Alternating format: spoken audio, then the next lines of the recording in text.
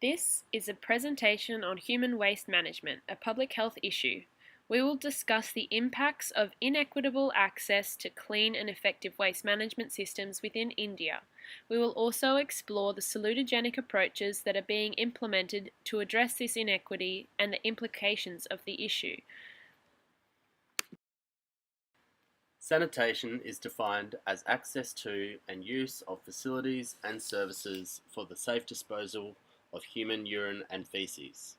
Safe sanitation is a key factor in ensuring the health of a population, from reducing infection to improving and maintaining mental and social well-being.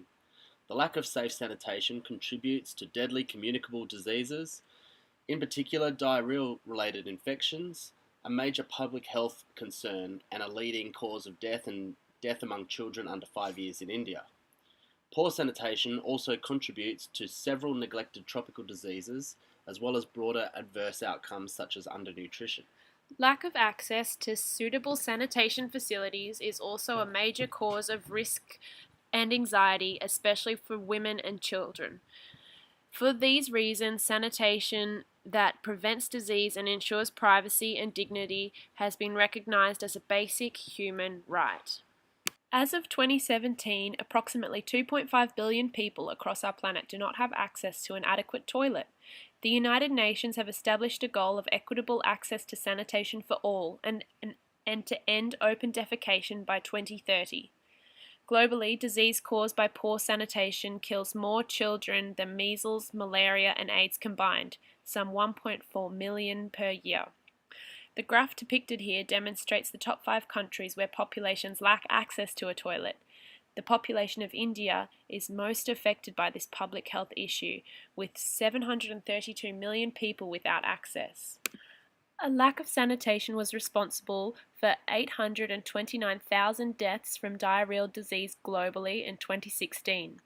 In India, diarrhea kills over 117,000 children under 5 years each year. The rates of diarrheal death in India versus Australia are 66 times higher per capita. To facilitate public health, communities need access to toilets for the disposal of human waste. High standards of health and well-being are attainable with effective removal of toilet waste from the local environment. As depicted in this image, the number of people openly defecating in India is much greater than any other nation, with the issue complicated by very high population density. Poor human waste disposal results in unsafe contact with human waste, contamination of food, water, and crops.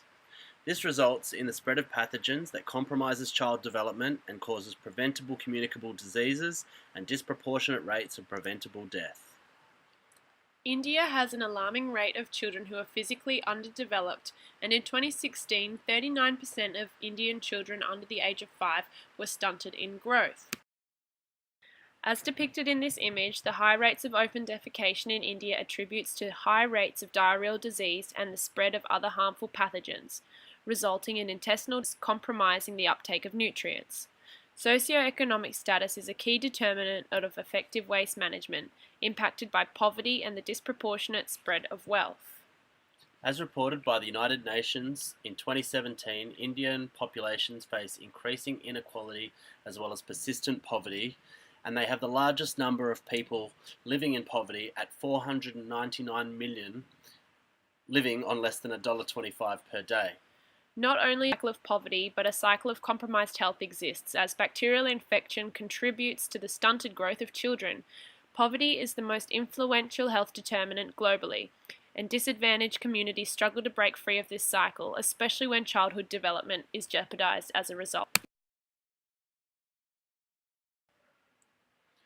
We will apply the Red Lotus model of health as a framework to identify the determinants related to the public health issue.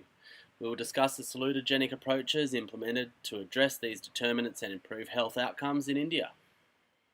The second determinant that we will address is the political environment. India has elevated the challenge of ending open defecation to the highest level. Under the Prime Minister's leadership, the Clean India program is coordinating action across many sectors to ensure basic sanitation rapidly reaches and improves the lives of millions. As of 2014, the Indian President Mahendra Modi has allotted more than $40 billion to address the waste management through creating the Clean India program. This program aims to achieve access to adequate and equitable sanitation and hygiene for all, and to end open defecation by 2019, with paying special attention to the needs of women and girls and those in vulnerable situations. The political solutions plan encompasses infrastructure and promotion of behaviour change. For example, the program includes initiatives for the performance of state-level institutions to implement behaviour change in communities. Sanitation behaviours are entrenched in daily routines of individuals, families and communities, and thus social environment determines how populations manage their waste. As stated within the Red Lotus model, behaviours at individual and family level is directly related to the values and principles of that individual. In India, there are significant and culturally ingrained behavioural barriers to using toilets.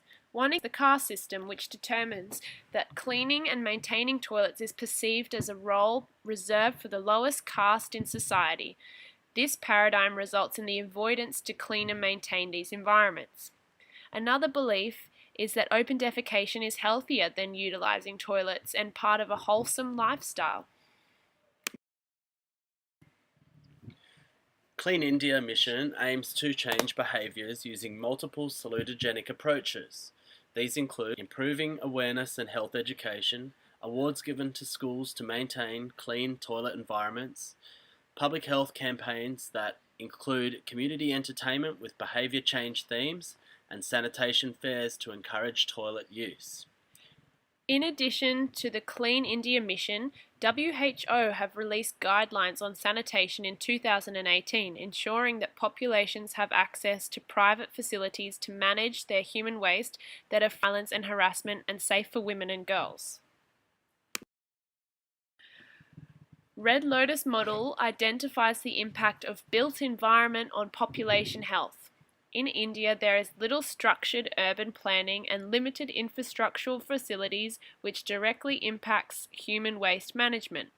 68% of rural households have no access to toilets. 30% of villages in rural India have access to only one toilet, and 90% of those in rural nations still defecate outside.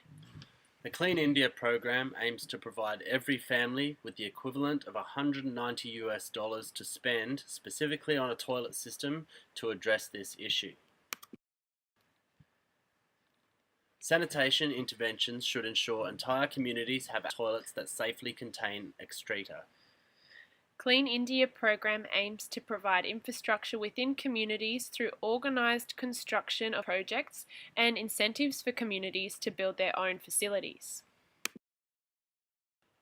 Effective and safe human waste management is a social justice issue set as a key priority to improve health and equity, set by both the UN and the Indian government. WHO recognises access to sanitation as a basic human right, and effective waste management plays a significant role in environmental and public health. At present, populations including children, women, rural villagers, and those living in extreme poverty are most at risk. To end open defecation, improve human waste management, solutions striving for social justice and better health outcomes must interlink the social, built, economic and political environment.